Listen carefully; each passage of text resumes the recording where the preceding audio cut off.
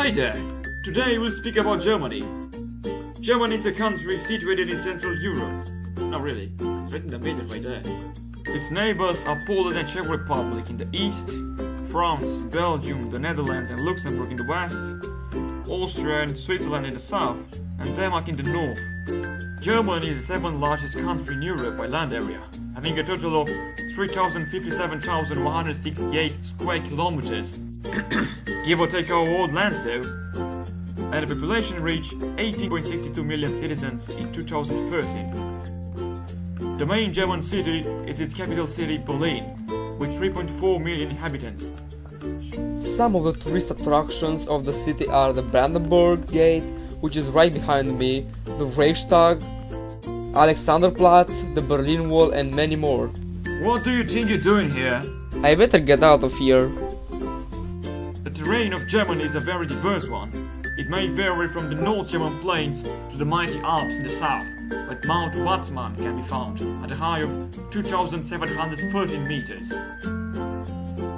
Okay, now let's talk about history. The Germanic people are an ethno-linguistic Indo-European group of Northern European origin. They are identified by the use of Germanic languages, which diverged out of Proto-Germanic during the pre-Roman Iron Age.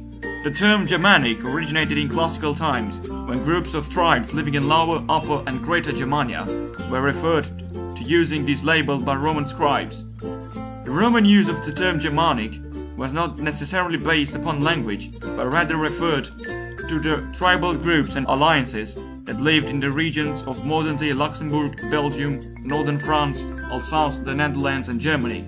Then, after the fall of Western Roman Empire, in the 5th century, Merovingian kings built their own empire, subjugating neighboring peoples. King Clotaire I ruled the greater part of what is now Germany and made expeditions into Saxony. They inhabited the area down to Osterriva.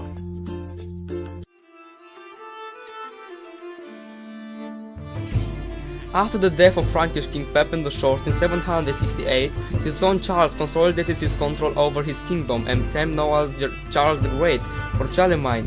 Charlemagne extended the Carolingian Empire into northern Italy and the territories of all West Germanic peoples. In 936, Otto I the Great was crowned as the king at Aachen. His coronation as emperor by the Pope at Rome in 962 inaugurated what became later known as the Holy Roman Empire, which came to be identified with Germany. Otto strengthened the royal authority by reasserting the old Carolingian rights over ecclesiastical appointment. Otto wrested from the nobles the powers of appointment of the bishops and abbots. Okay, now we'll talk about the Reformation. In the early Your transmission has been interrupted by Prussia. By 1860s, Prussia became a major European power. The German Confederation was dissolved. In its place, North German Federation was established under the leadership of Prussia. Austria was excluded, and the Austrian influence in Germany that had begun in the 15th century finally came to an end. The North German Federation was a transitional organization that existed from 1867 to 1871. After Germany was united by Otto von Bismarck into the German Reich, he determined German politics until 1890.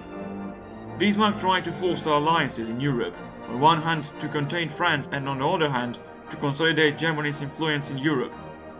On the domestic front, Bismarck tried to stem the rise of socialism by anti-socialist laws, combined with an introduction of healthcare and social security. At the same time, Bismarck tried to reduce the political influence of the emancipated Catholic minority in the Kulturkampf.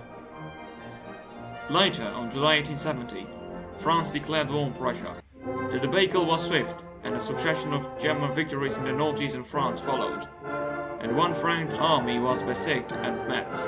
After a few weeks, Prussia captured the forest of Sedan. French Emperor Napoleon III was taken prisoner, and a republic was proclaimed, but they took the decision to continue the fighting, saying that Prussia might have territorial demands. The war later continued with Prussia surrounding Paris. The starving city surrendered on January 1871, and a military parade followed. On 18 January 1871, the proclamation of the German Empire was announced, and what came later is a rapid increase of the industry and of the army. and a rapidly increase of the tensions in Europe between the great powers.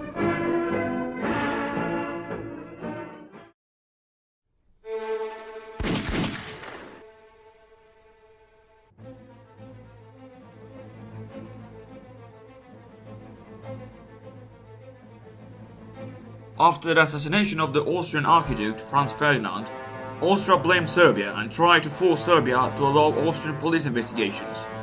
When Serbia rejected the Austrian demands, Austria declared war. Then Russia quickly started the mobilization of its army, and since Russia was in alliance with France, the event quickly led to an European war. Germany planned to defend France was the Chiffon Plan. To achieve that, Germany had to cross to neutral Belgium. The thing was that the independence of Belgium was granted by Great Britain, but they crossed the border anyway. The German plan was to capture Paris until October 1940, but the plan failed when the German offensive was halted by the French army and British Expeditionary Force, which later led to the bloody trench warfare that lasted until the armistice was signed. On the Eastern Front, the situation was a bit different then. A more mobile kind of warfare was formed. Then, after almost 3 years of heavy fighting, and after other countries had been dragged into this war, the US entered the war on the Entente side. That was the factor that would lead to the German defeat. At the same time, in the East, the Bolsheviks were signing a treaty to get Russia out of the war. By the arrival of the US army in Europe in 1918, the German army was already weakened. After harsh battles and heavy casualties, on 11 November, the bells ringed upon German surrender. After the Treaty of Versailles of 1919, Germany suffered huge economic problems, like hyperinflation and a very high unemployment rate. The hyperinflation was so high that a loaf of bread that in January 1923 costed 250 marks had risen to 200,000 million marks in November 1923. The German currency became worthless. In the 1920s, a political faction known as National Socialism was formed and quickly started to gain popularity. In 1921, Adolf Hitler became the leader of the movement, and by 1933, and became Chancellor of Germany in 1934. From the beginning, Hitler wanted to bring back the glory and might of Germany, so by 1948 annexed Austria and Czechoslovakia. Then, on September 1st, 1939, German troops marched into Poland. The Luftwaffe quickly overran the Polish aviation, and the army had no chance to stand against the German, where you can add the Soviet offensive in the eastern part of the country. Then, after treaty with Soviet Union, Hitler moved the troops west, and a quick invasion of Denmark and Norway followed. Then, on 10 May 1940, Germany launched an offensive against France, Belgium and the Netherlands. The French surrender was signed in the same place as the Treaty of Versailles. As Hitler saw a quick victory in France, he thought it was a good idea to make his plans and invade Britain as well. The Battle of Britain started. After months and months of sky fightings, the Germans stopped the attack to focus on Operation Barbarossa, even though if they would have been fighting for a few more months, the Royal Air Force would collapse. Then, on 22 of June 1941, Operation Barbarossa began. German aviation quickly bombarded the Russian cities and industrial areas. On the ground, tanks and infantry were fastly driving back the Soviets. However, that quickly came to an end in the winter of 1942, after the great loss at Stalingrad and the failed invasion of Moscow. From 1943, Soviets entered the constant offensive towards the west, and the Allies landed in Italy. The year 1944 saw even bigger losses for the Axis. By the end of it, the Soviets and Allies reached Germany. The year 1945 was the last year of the Third Reich and the desperate German defensive. Around 20 April, Hitler committed suicide, and on 8 of May 1945, Germany surrendered. Then, after the war, Germany was split in two. The West Germany joined the EU and East the Warsaw Pact. Then, in 1989, Germany was finally reunited. So, we choose Germany because of its history and culture. And what we would like to change about Germany, it's Groß Deutschland!